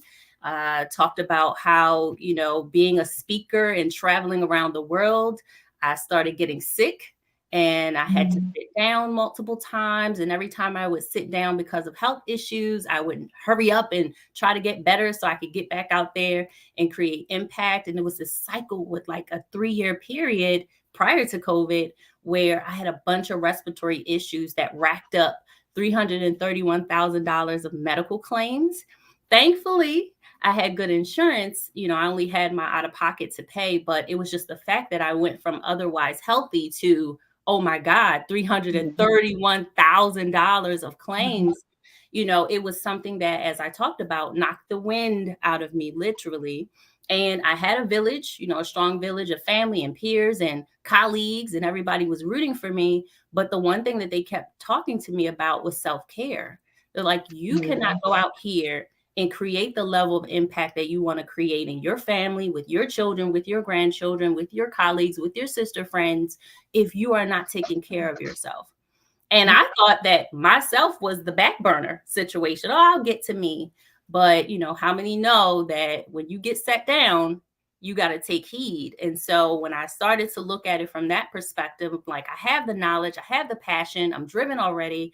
But what are you trying to share with me at this point in my life where I thought I had already made some great strides, and then to have to be on pause? That was like, what is this? And so I realized that I had to put me first. And it is a daily thing, right? Because, the more exposure you get, on social media, the more people want your help, the more busy you get. And I've learned that I can't have a business if I'm not healthy. And so, that was one of the biggest lessons that I learned out of a loss, if you would say that. But I don't really consider it a full loss because I was able to turn that into me time, prioritizing my schedule, making sure that I am not chasing clients, that I am attracting the right people, the village per se. And that's why I call out Black women in business, because they are the ones that show up for me. And they are the ones that root for me. They're the ones that show up to my events, and it's not to exclude anyone by any means, but, we speak a certain language. We understand the challenges that each other are going through. And I feel like that's my people, right? Those are my people. And so when they're not saying, hey, Constance, I am completely stressed out of my mind, I could feel that energy, and I've been in that space. And so I'm able to offer resources that aren't the typical financial resources. It is the, hey, sister, friend, I see you, and here, call this number, go to this website, hit up this person. So again, thinking from the aspect of the experiences that I've had and leveraging that to build strong relationships in my community is very, very important to me. I love that. And community building, that's been one of the themes all week too, with everyone saying, it was that support system. It was my mentors. It was that network, that helped me, that encouraged me, that I'm glad I had them. And that's why I created the Joy Luck Club to be a community, because I know how important that is too. Just like all of us know that we cannot do it alone, especially us that have our own businesses and we may be solopreneurs, or it can be a bit much. And I can't speak for you, but I can imagine that you have experienced some sort of being, overwhelming feelings, or maybe I don't know, depression or anything like that, where sometimes it becomes too much. Have you ever felt that way? Oh, and how do you deal with that? It's funny. I just saw a post on Facebook probably a half hour ago that said, I quit my 9 to 5 because I didn't want to work that schedule. And now I work 24/7 as an entrepreneur. I almost threw my phone across the room because I'm like, no greater truth has been stated. Like, I had to learn how to cut off my schedule at a certain time of day. My youngest son, who's 21, he's a gamer, so he's not in the world at all. He hasn't dated yet, which is weird. He's 21 and he hasn't dated yet, but he sees the world very black and white. There's not a lot of gray. And he saw me stressing out one time over my schedule, and it was just a lot going on. And he said, Mom, why, if you can set your own schedule, don't you build in breaks for yourself? Child. What you like the baby. He had to tell me that's not right. to not book myself back to back like that. But you would think that that's just common sense, right? But it wasn't. And my baby had to tell me. But when I talked about that health challenge a few years ago, the respiratory issues, it started out mental first. I literally had put out my first book project. It was a success. I had just turned 40. My daughter was having her first child. Everything was great. And then I found myself not being able to get out of my bed for like 2 weeks straight. And I was saying to my husband, like, this isn't me. Like, what? I'm not responding to my emails. I'm not checking social media. Like, I don't even want to be bothered. And so I said to him, I was like, I need to see somebody. And so I went to my primary care. It was a brand new primary care doctor. I switched from someone else. And it was a physical appointment. They gloss over everything at a physical. Right. And I was super teary at this appointment. And I'm never crying at a doctor's appointment, right? But I was super teary. And I was saying to her, like, I don't know what this is. I was like, as far as I knew, I was fine. And now I'm not. And so she was like, well, you know how they do. We'll get you a referral in the system and someone will call you. And I was looking at the lady like, I can't go home like this. Like, I can't.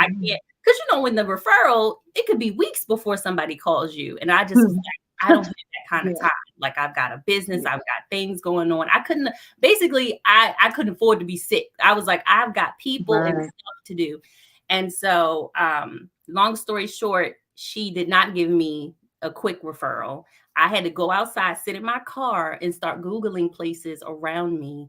And I end up going into this, I think they call it partial day hospitalization, where I wasn't inpatient, but I had to go to this group therapy session every day of the week for 6 hours a day. That's how intense the thing was. And so when I did that, I was like, okay, so first I'm sitting in there like this, right? Like, I came there for help, but I'm sitting there with my arms folded. I have Crocs on and fuzzy slippers. I have a cap on my head. I just was like, what y'all about to do for me, right? And so after a few days, my posture started to change. I started to really get into it. And then that's when I started having the chest pain, which started that whole respiratory issue. Mm. I shared that story just to say that even when you think you're doing okay and you're being successful, taking on too much, not having boundaries, not saying no when you need to say no, not saying yes to yourself when you should be saying yes to yourself. I feel like all of that contributed to the depression that came down. And then the respiratory was just the physical aspect of not taking care of yourself. So I know that I'm not alone. It might not be a respiratory thing. It could be anything that your body starts to experience once you have a weaker immune system, or once you're not sleeping right, or you're not hydrating, or not taking your lunch breaks, even as an entrepreneur. Those are the things that people don't talk about because it's not sexy. It's Right. not sexy to talk about those things as an entrepreneur, but it is the real. And Hmm. so, I shared that because if we're going to be an example for our children, for our grandchildren, for other sisters in business, we've got to be real about what it is. Now, we have successes, thankfully, but we also have moments where low energy, right? Not taking full care of yourself. And you still have to earn income, right? For your goals, for your family. So you've got to be able to balance all of that and be real about it, because when you hide it, that doesn't do you any good. Exactly. Closed mouths don't get fed. Absolutely. You have to ask for help when you need it. And I noticed that it's a lot of, well, I wouldn't say just women, but a lot of times when you're used to being so strong, or you're used to being the one that helps, it's Yes. hard to ask, but even accept help from others sometimes. So the fact that you went and got that help and you said, wait, something's not right, I need something now, that is good, because a lot of us don't do that. We will just stay in it. And that is one thing that I'm so glad that people are going to hear. Like when you notice that something's just not right, or you're off, to Right. go seek that help, right? And then so since you did that, how was that changed you for getting help? It has changed me. My husband and I both are in therapy. It's like couples therapy. So we have come a long way with our relationship, but at times I'm able to take part of the session and talk about me, specifically about me. And, if he needs time, we'll focus on him. But I am a firm believer in having that talk therapy. If you need medication because your chemicals are imbalanced or something, it could be genetic, to make sure that you do whatever is required to make sure that you're healthy and whole. Because again, you're going to advance in knowledge in your profession. Most of us do, right? We're super motivated to get the right systems and the marketing and get the right lead generate. We do all of that stuff, but we don't take the time to pour into ourselves in the same energy. So it has definitely helped me. I'm in therapy every week. I have started cutting my schedule off at a certain time. I take my free time and I spend it with my grandbabies, because I have 4 grandbabies. And so they light up my life. They light up my whole day. And so after I've done all that I can for my clients that day, I go and make sure I spend time with my grandbabies. So, you just have to figure out what self-care looks like for you and just be consistent at it. Awesome. So what does self-care look like for you other than spending time with the grandbabies? Like if you can say, oh man, I love doing this, and like what is like the go-to? Comedy. I love comedy. I don't care if it's stand-up, if it's some old school sitcom that I grew up on. I just take that time to laugh. And as you can see, I always try to have a smile on my face, because that energy comes from the inside out. Of course, people can bring you joy, but I find that if you have internal gratitude, there's no reason for you to walk around with a grimace or an attitude. Like, delight yourself, right, in this moment. Delight yourself in this day. And it is contagious. People will feel that energy and they'll want to be around you all the more. So I delight myself and laugh as often as I can and be silly, at times. I know analytical people, we have this thing where it's like, oh, finance people might not be as fun. No, we have fun. We do. We have fun. We crack jokes. We do all that stuff. At least I know I do. I love it. All right, so this is going to be a personal question, though. Give me a quick top 3 of your favorite comedy go-tos when you're feeling down. It's so funny. So most of the old school TV sitcoms. So I'll watch Sanford and Son. I'll watch The Jeffersons. I'll watch Martin. And of course, all of the stand-ups, the Eddie Murphys. Yeah, listen, I could give you a whole list. Yeah. But again, sometimes even you can tell from these comedians that they have gone through traumatic experiences and they have learned to laugh about it and learned to see community in it. Meaning, I know my family is a little weird, but you probably got a weird family too. So let's laugh about that. You know what I mean?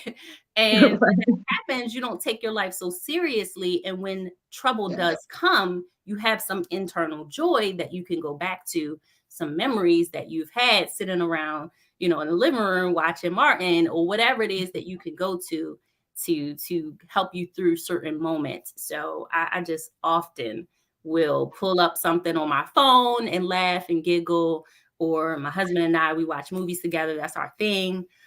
So yeah. Okay, I love that. Now, what do I want to say? Okay, what advice would you give your younger self?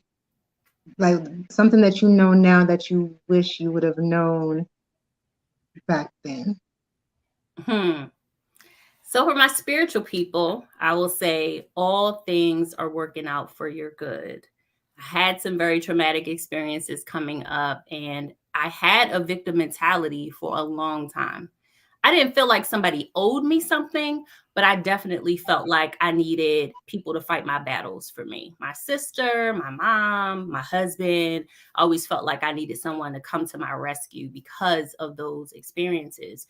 But I learned that I had to take accountability for whatever my part was in certain circumstances, and also to forgive the people that were involved, and to just make sure that I know that my God has the power to stop any of those things, but he didn't stop them. So because he allowed them, that meant that it was working for my good. It allowed me to be more self-aware. It allowed me to be more empathic to other people. It allowed me to be focused on growth and not focused on the past. So when I say that, those traumatic experiences caused a victim mentality, it took me to say, I don't want to be like that anymore. I don't want to think like that anymore. And that too is daily, right? Because you'll be triggered and you'll get, reminders of where you've come from, and you'll get to determine how you experience that reminder today, right? So I acknowledge that it happened. I acknowledge that, it was a painful experience, whatever the thing was, but I also acknowledge that I'm not in that place anymore. And that story is part of my journey that someone else can relate to. So, I have gone through a lot of stuff, but I determined that I am going to be positive about it, because if he allowed it, then it's ultimately for my good. I love that. Now, for anyone who needs your services and they want to work with you, how can they make that happen? Yeah, it definitely just starts with a conversation. So I do have calendar links where we could have a discovery call, no obligation type of call. I can give my email address, or we can post it somewhere, you can inbox me. So all my handles on all my pages as @CCraigMason, @CCraigMason, and I can send my calendar link through there. Amazing. And what would they need to expect in working with you? Truth. They will expect truth. I expect authenticity. So I can't help you unless I know what's going on. And it's not always a bad thing that you're experiencing. Right. Sometimes it's, hey, I'm going to feel like I'm in a good place, but I don't want to make mistakes with my money. right? You might Mm-hmm. be a first generation entrepreneur. You might be someone who's making six figures, but you're like, hey, what if I wanted to retire early? Like, what does that even look like? And so it's not always a bad thing or a Right. bad reason that people are coming. They just want to do better. And Mm-hmm. better is progress. And so I'm a champion for progress. So just being authentically themselves, you don't have to put on any airs or have your stuff together. I've had people say, oh, I'm going to get my stuff together and then I'm going to call you. It's like, why did you get your stuff together? Like the reason And why. then they never call back though. That's just something that they say. Yeah, I know. But it's just like, you don't have to prep to have a conversation with me. So, Right. yeah. It's just a conversation. Yeah. Right. And then you just get all the information that you need so that you can help them get to Right. where they want to go. Absolutely. And you don't have to fix all the things that you want to fix about your life at one time, because you can't do that with your body, right? You can't do that with your mind, and you surely can't do that with your money. So if there is a pressing matter, of course, that's the priority. But if there are a list of 4 things that you really want to do better in, we're not going to overwhelm you. You know, we're going to prioritize the thing that keeps you up at night. I love that. And, just the fact that, you talked about all of the things that you have had to overcome and endure to get to where you are now, where you're helping Black women entrepreneurs get their financial freedom or help get more finances and get ready. Like, that's amazing. Now, before I let you go, because I know you have a hard stop, let me just ask you, did you ever at any point think about giving up or not doing this? And if you did, what made you keep going? Absolutely. Absolutely, I did. I will even share more recently over the last year or two, transitioning from financial coach and insurance agent into financial advisor, financial planning spaces. There's a lot of paperwork that goes into that. There's a lot of planning. There's a lot of regulations, with the SEC and FINRA and all of this stuff. And again, I'm a first generation entrepreneur, but I am also a Black woman in investment advisory space. And it's less than 3% of us in this whole entire industry. Less than 3% of women that look like me that give investment advice and that are licensed to give investment advice. And so I didn't have someone right here and right here that's like, oh, how did you do that? Oh, just tell me how you did it, because I had to pursue it in other spaces that make me uncomfortable sometimes. Right. But I was like, I have to go into these spaces because I need to learn. I need to grow. I need to equip myself. I need the right systems and processes. And even though it's not easy, and even though I might have to spend money, right, to go and get licenses and certifications and things like that, I know that I'm worth that. And I know that the people that I serve are worth that. So at times I was like, oh, there's another thing, right? There's another paperwork. There's another form, right? Or there's another place I have to go to do this. But as difficult as that was, I got past it, right? I got past it. And now it shows me how to mentor my other female insurance agents and other up and coming financial advisors to say, hey, here are the roads that you can take in this field. And if you'd like to do that, and if you have any questions, ask, right? And so I had to go through those uncomfortable moments in this space to be able to be that resource for my fellow financial women that are coming behind me. Right. I love that. And you are doing an amazing job. And again, what you do is much needed because we weren't taught the things that you have come to know. You have invested years, you have invested your money, you've invested your time, you've got certifications, you are an expert at what you do. So we need to seek other experts to get the knowledge that we do not have. And yeah, that's a great space for you to be in. And if someone was looking to do what you do, I don't know if you offer resources or if you mentor other people, or if you teach or coach people how to do the same thing that you're doing. So is that, do you do that? I do. I'm mentoring 8 licensed insurance agents right now, all Black women, independently licensed. And so I mentor them, not just about products and services, but again, about the journey of where they want to be in this career. Because you can start out as an insurance agent, but you can go into many different spaces, advisory, planning, starting your own firm. You know, you could work for the big boys if you want to. It's the sky's the limit. And so I have pursued all of those avenues and have been in a lot of those spaces. And so I do mentor other financial professionals.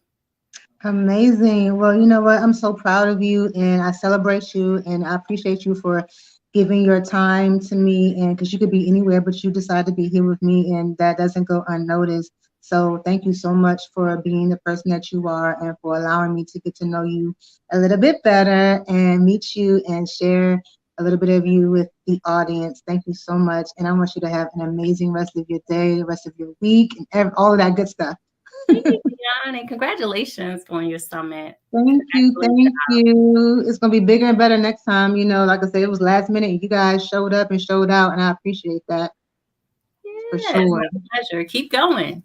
Thank you. And I'll talk to you soon. And have an amazing day. Thanks. Bye-bye. Thank you.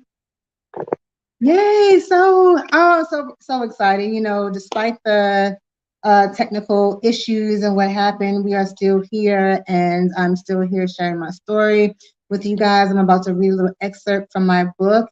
But before I do that, I just want to thank everyone who showed up today and who gave me love and who shared their wisdom with you, shared some advice, shared their stories with you. And just getting to know these amazing people is, you know, it's a good feeling just to know that I have these people to be connected with, to reach out to learn from, to work with, and it's just so amazing. Now, before we wrap up this Limitless Summit, like I said before, I have co-authored my first book, and that book is set to be released October 31st. And I co-authored it with Nojit Muhammad, who's the lead author, but also it was like 12 of us in that book. And so what I'm doing now is pulling up my story. This will be the first time that I'm sharing this at all. And, you know, I'm a little bit nervous, but I'm getting it out the way. We're supposed to be doing this another time, you know, maybe the next week or two, but I just want to go ahead and just share this, and then so you guys can just get ready to understand what is about to come out when the book is released.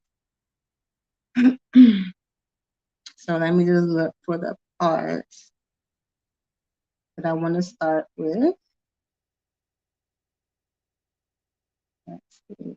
And you have to, you know, bear with me, guys. This is something that has affected me. So I'm just going to start midway through. I'm not going to start from the beginning, but you guys are going to really start to understand a little bit of my situation. And now I'm going to just read an excerpt from the book so that you guys can know what to look forward to. And this is not the beginning of the chapter. This is in the middle, okay? All right. So in my seemingly good relationship with my ex, there was a lot of arguing and yelling when we didn't see eye to eye. The first physical contact was outside of his house at the time. We had an argument and he pushed my forehead with his pointer and middle finger. We had broken up a few times during the course of our entire relationship. One night, me and my ex were on a date, and on the way back, another friend called me. Needless to say, that didn't go very well, and at some point, he got on the phone with the other guy, and they had words. My ex got so mad, we started arguing in the car as he was driving me home. As we were getting off the exit, he scraped the side of the wall because he was driving recklessly. And I was so scared. I yelled at him to pull over so that I can get out of the car. And I remember thinking that he would crash the car. He pulled over to let me out. And I didn't realize that my friend was still on the phone and heard the whole thing. And he stayed on the phone while I walked to a nearby late night spot that was open and had people outside. One of the people saw me get out of the car and he called me a cab so I could get home. The next time, I remember vividly. My ex was staying at my place when I was at work. I remember coming home and not feeling well. I was feeling sick and tired the whole day, so when I got home, the first thing I did was lay on the couch. He was in the bedroom. He heard me come in. I remember him telling me to come here, and I told him that I wasn't feeling well and I had to lay down. He told me again he wanted me to get back to the room. Now, honestly, I didn't have the energy to get up, so I told him to get up and come to the living room. And that incited an argument that I wasn't prepared for. It was so bad, I told him to leave. Then he insisted that he would not leave, so I had to call the police. He was yelling, and he said that he would leave and went to grab his TV. And as I was following him out, he punched me in the face. He grabbed the TV and he left. The phone dropped to the floor while still talking to the police. I picked up the phone and they said they heard the whole thing and that they were on the way. And as I was talking to the officer in my home, he notified me that they located my ex and told me to go see a doctor. The next day, excuse me, I went to the doctor's office to look at my injuries. After my checkup, they told me I was pregnant, which explains why I wasn't feeling well. Shortly thereafter, I told my ex that we were having a baby. Even though my ex was not there for the birth of our daughter, we ended up back together again. I wanted to work it out so that I can have a family because that's what we wanted. And we were young and neither of us knew what a real relationship was. But the last straw was the incident that happened when our daughter was not even 2 years old. And I'm going to leave it right there because then I go into another incident that, the straw that broke the camel's back. But that was just a little part of my story where I talked about, well, in this part, obviously, I talked about my domestic violence relationship that I had. And yeah, a lot of stuff that happened prior to that, which you'll see if you read the chapter, and I will have that available and share that again. And my chapter is called Joy and Pain. And on Monday, I let my daughter read my story. And my son, I let him read it first. My son is 20, and they don't have the same father. And, I was wondering how I would present my daughter with this because it is her father in which I had, this domestic violence issue with. And so I was uncertain on how she was going to take it or react to knowing that this had happened when she was a baby. And so it was, it was interesting. She asked for some tissue. And then at the end, she was just like, I don't know what to say. And she really didn't have any words. So then I proceeded to just talk to her and just explain that, we were different people at that time. And, to not look at her father different and to understand that, I don't think he's a bad guy. I don't think that he's doing this anymore. This is just something that happened out of, we were just young and, that is just how he handled things at that time, but we did have a conversation as to, why I want to look out for her, why I am protecting her, why it's so important that you love yourself and you believe in yourself so that you won't get in a situation to where you're leaning and dependent on another person to fulfill that need and that void like I did, because I had experienced so much, prior to being in that relationship that like I said, I stayed there longer than I should have, even though that person wasn't the right person for me. And even though I knew that, I just still wanted to make it work, which, that is a common thing. That is what a lot of people who suffer abuse, that's what they do. They cling on to whatever hope they have. They cling on to the love that they want or they expect or that they need because they don't have that for themselves. And so this is why it's so important, why I teach, self-love, self-care, self-awareness, and the mindset shift, because my mindset was off. I had a distorted view of the world because of all of the things that I had experienced and gone through and witnessed in my life. And it wasn't until I decided to change that things started changing for the better. And so I now teach other women and other people how to change their lives, how to change their mindsets, how to get back to loving themselves, how to respect themselves and respect others. And it's just, it's something that we all have to do. And just like, Constance had just said, and even Rachel said it earlier, like we all go through things, we all go through different things, but how do we move on from that? We have to work on ourselves. We have to be strong. We have to get therapy if we need it, and that was something that I did not do then. I didn't get therapy. I didn't get the help that I should have gotten, right? So it took me all of that time until I was actually ready to work on myself that things started to change. And here we are now in 2022 where I have so much love for myself. I have so much confidence in myself. I know that I am powerful. I know that, I am worth so much more than I ever thought. And I know I deserve to be treated a certain way. I know I deserve to, have a certain lifestyle and to get the things that I really and truly desire. And there's no more settling, there's no more mediocrity anymore. And because I feel this way, I'm so empowered that I was compelled to help other women feel the same way, because I know that I'm not the only woman who has experienced these issues and the same trials and tribulations and challenges that a lot of us face. And so my goal is to empower and impact as many lives as possible, to let people know that there is better, there is greater things that you can strive to achieve.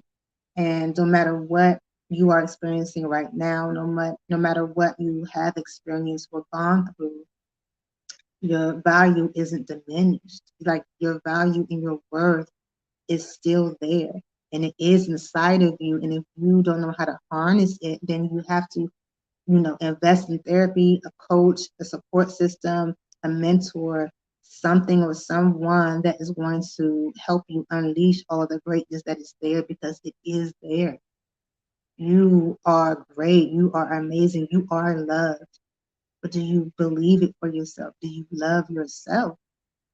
Because this is the Limitless Summit. We are all limitless. We can all, thrive. We can all strive to be great. We can all be successful. We can all be rich. We can all feel happy and have that peace of mind. And if you are struggling with that, then get the help that you need, even if it's not me. But I know I can help. I know the Joy Luck Club can help.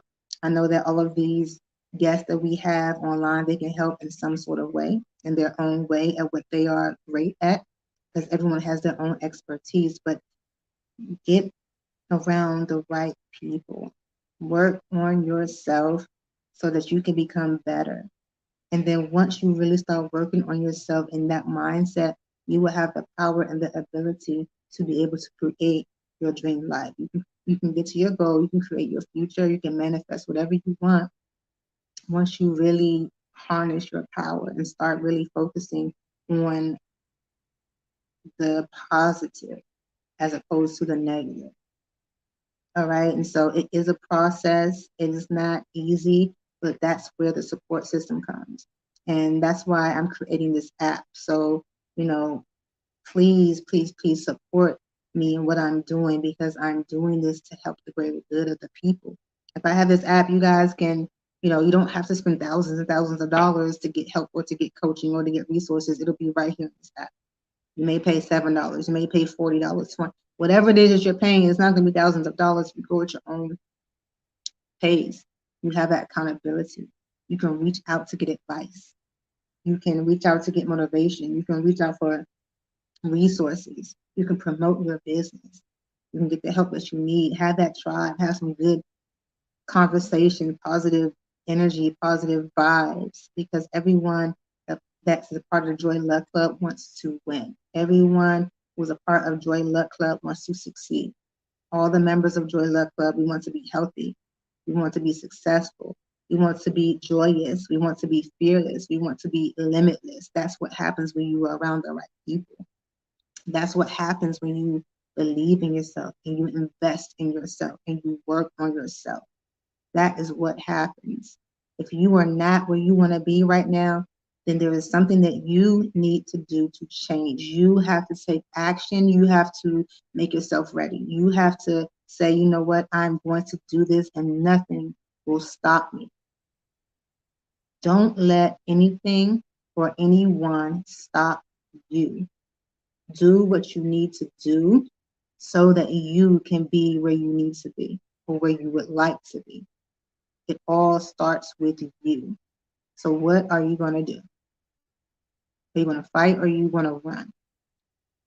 Reach out, DionJoy.com. I'm Dion Joy on everything, but LinkedIn specifically is the go-to. But you can, reach out to schedule an appointment. You go to my LinkedIn, you can get access to my website. You can get access to book an appointment. You can DM and message me directly. You can see everything that I'm doing and get updates and all of that. And then once the app drops, you'll be able to go into the app.